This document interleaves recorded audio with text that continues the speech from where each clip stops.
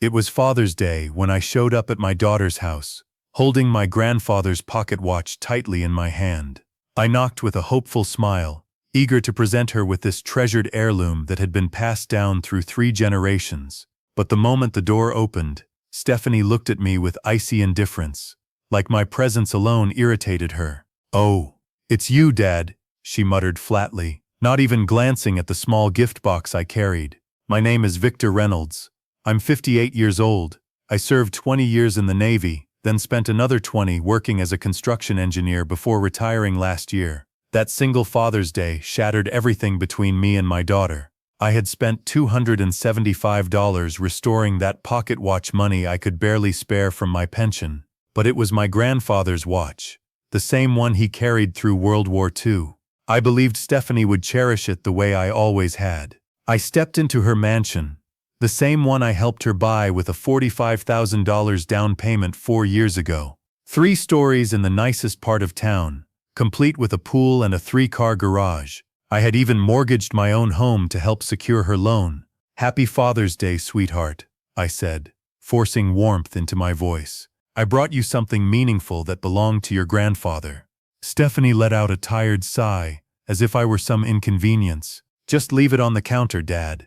I'm finishing a client call."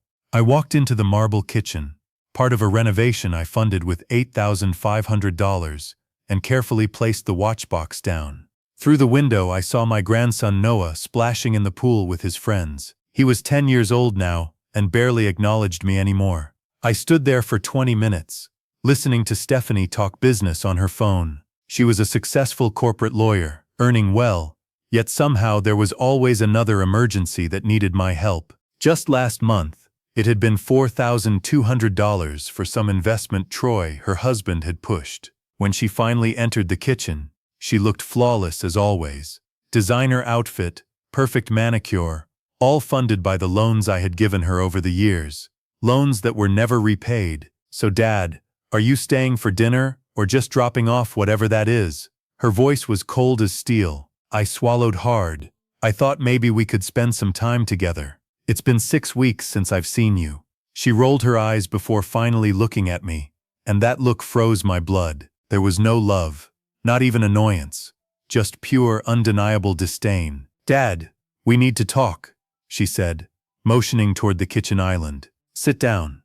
I sat, my chest already tightening. I recognized that tone, the same one she used as a child right before saying something that would cut deep. "I've been thinking about Father's Day, about my life, and what would actually make me happy," she began. "Of course, sweetheart. Tell me, maybe I can help." She set her coffee cup down and stared at me, her eyes now completely cold. What she said next hit me like a hammer straight to the chest. "Dad, you're pathetic. Always desperate to feel important. Always forcing yourself into places you don't belong. You want to know what would make me happiest this Father's Day? Just disappear from our lives. Completely. Stop being this needy, clingy burden I have to carry."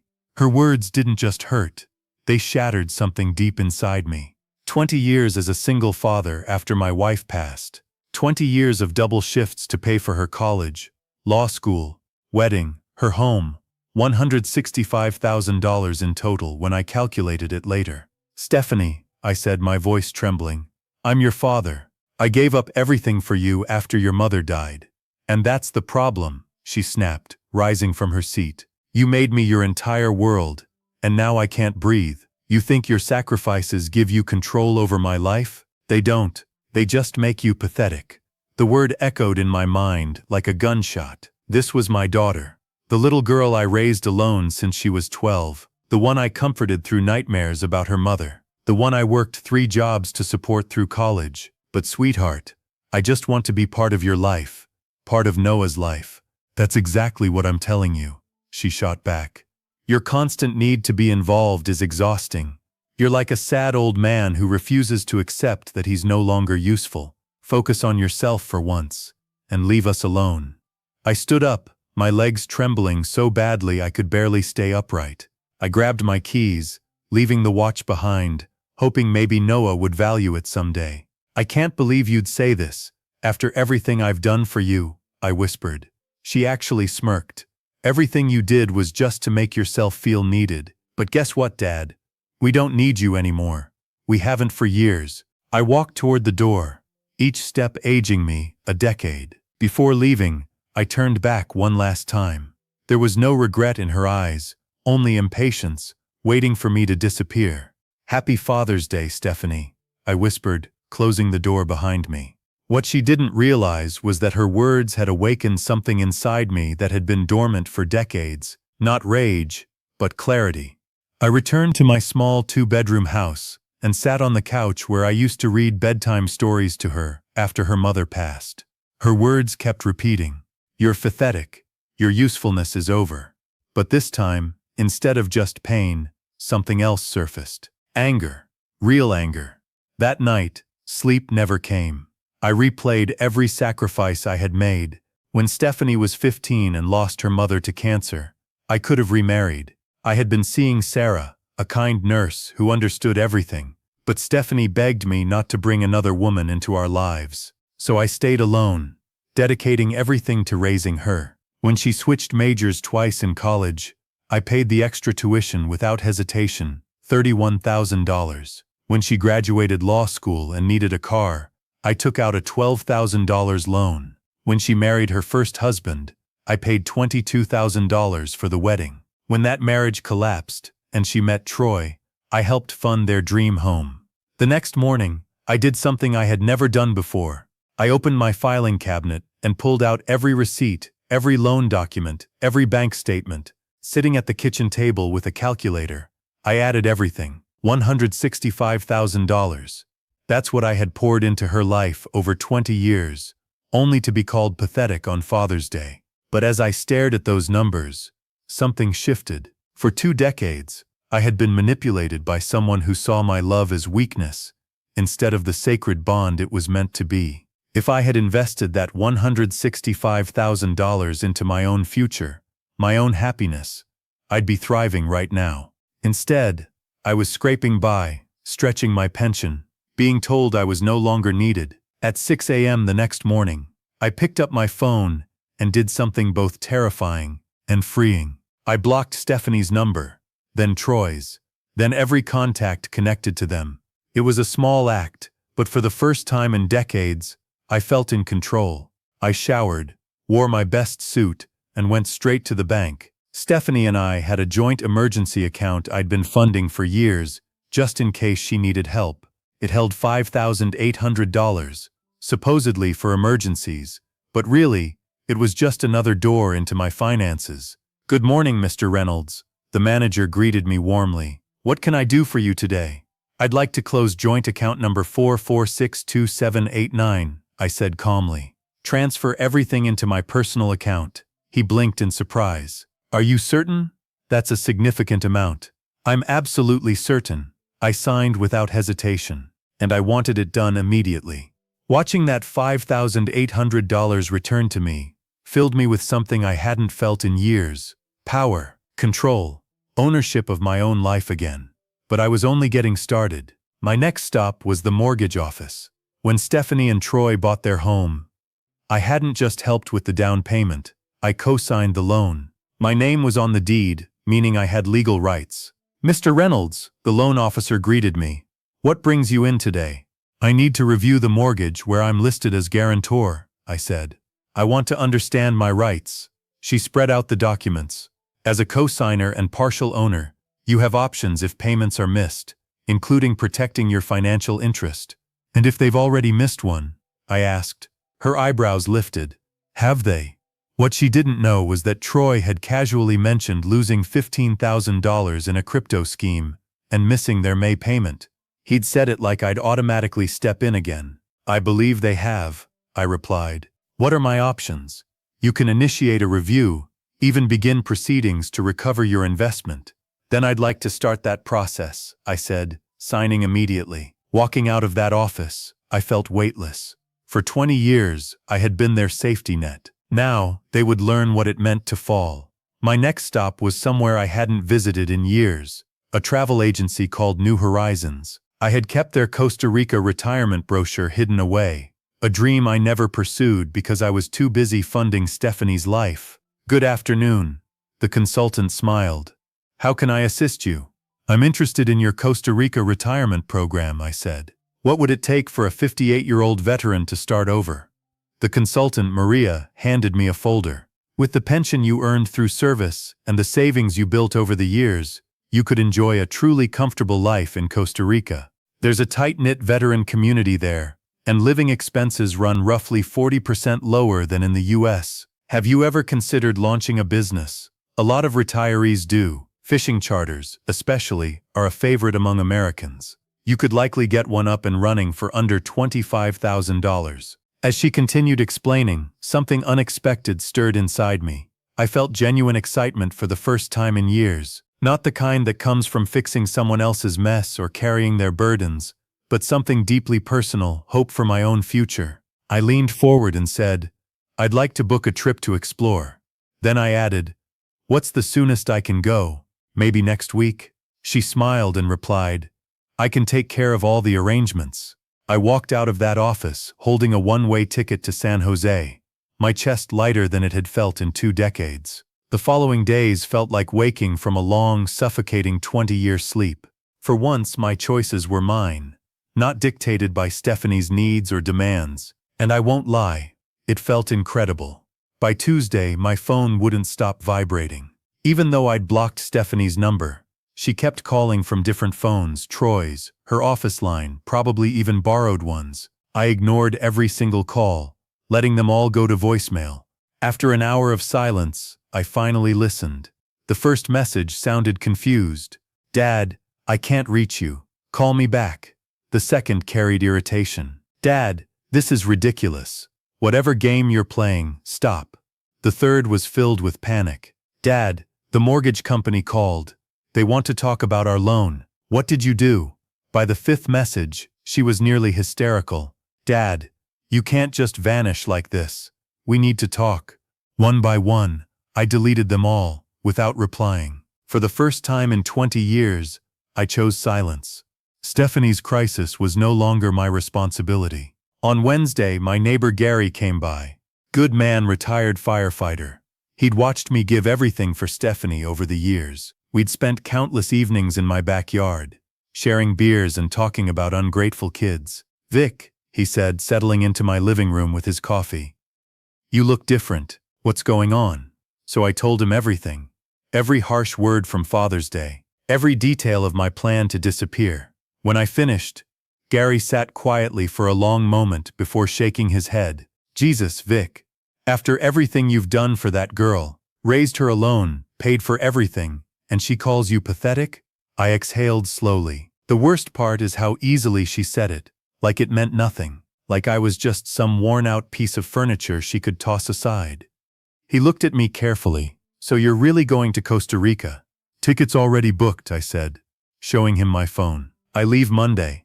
Gary gripped my shoulder firmly. Good for you, brother. She needs to learn how to stand on her own. Then he hesitated.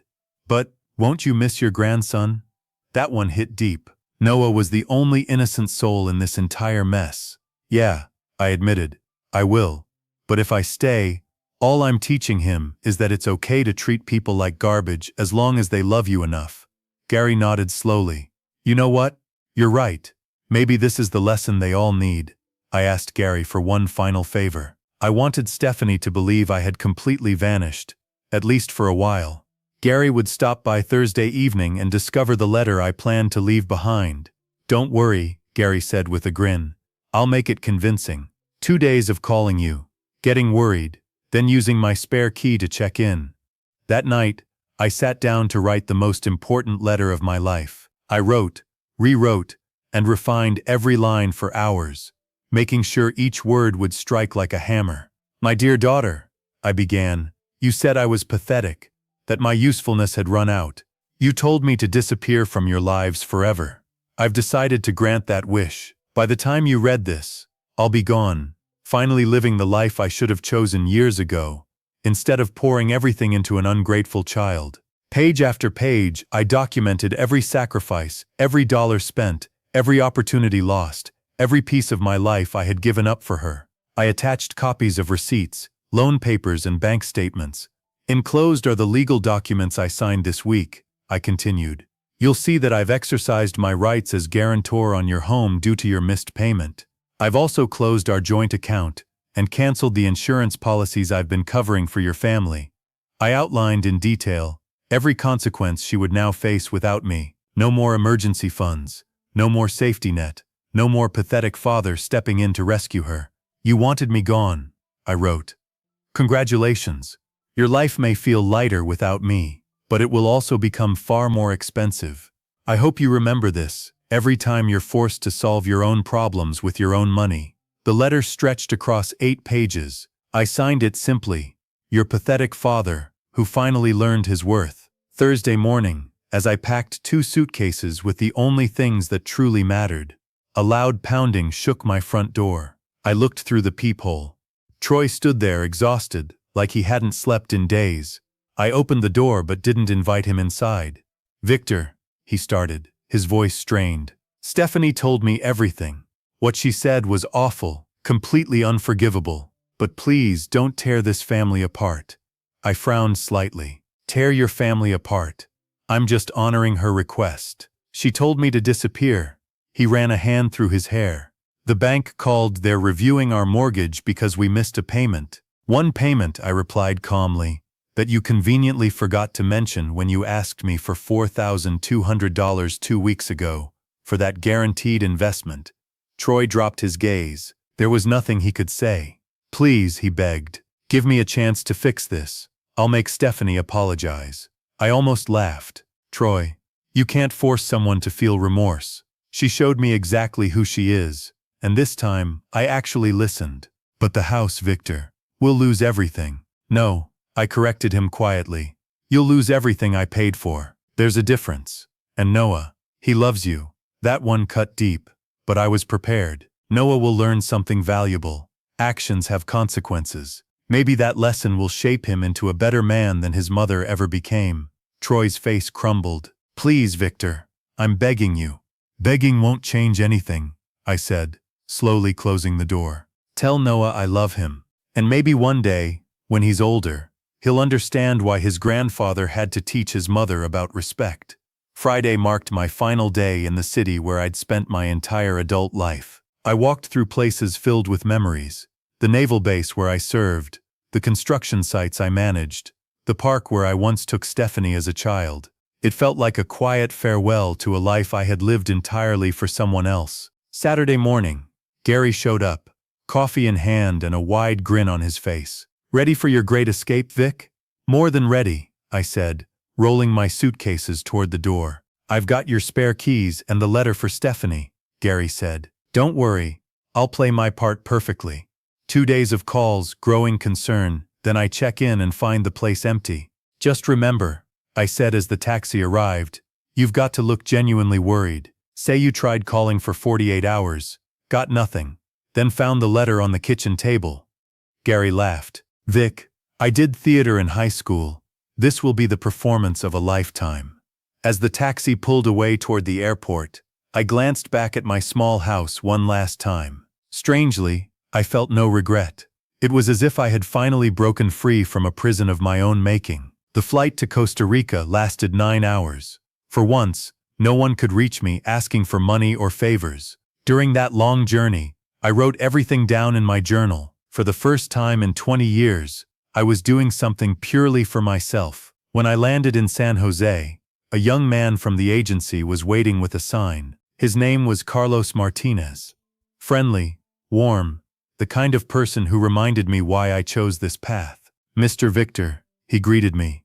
Welcome to Costa Rica. Are you ready for your new chapter? More than ready, I replied, and I meant every word.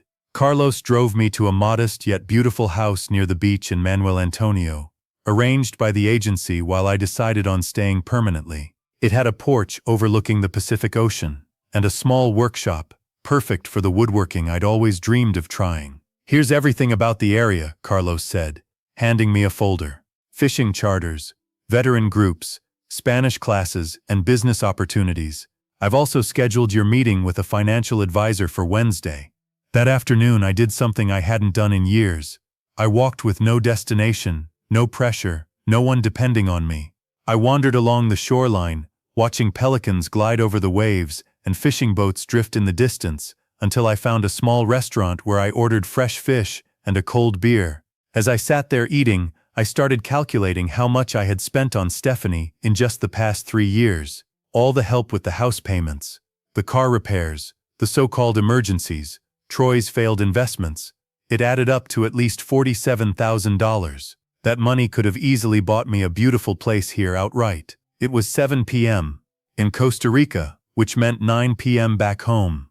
Right about then, Gary was likely handing my letter over to Stephanie. At 11 p.m., my phone suddenly began buzzing non-stop. I had unblocked it out of curiosity, just to see what would happen. Stephanie's name flashed again and again, as she called repeatedly. I let it ring for a moment, then powered it off. I deserved one peaceful night to fully embrace my freedom. The next morning, I finally picked up. "Dad," she shouted the second I answered. "Where are you? Gary came over with your letter, saying you vanished. What is wrong with you?"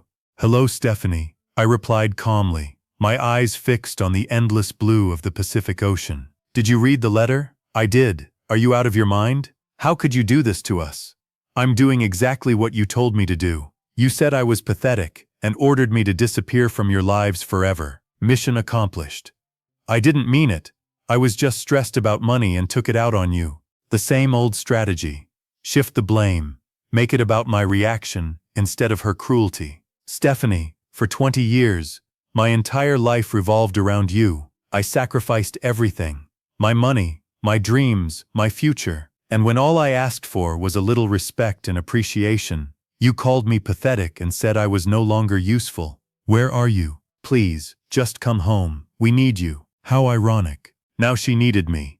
After reading that letter and realizing her financial safety net had vanished. "Do you need me?" I asked bluntly. "Or do you need my money?" A long silence followed. Then, quietly, "I need you, Dad. I really do." But her voice trembled, and we both understood the truth. "Stephanie, those words you said, they broke something inside me that can't be repaired. You revealed exactly how you truly see me. I'm sorry, I really am. Sorry isn't enough.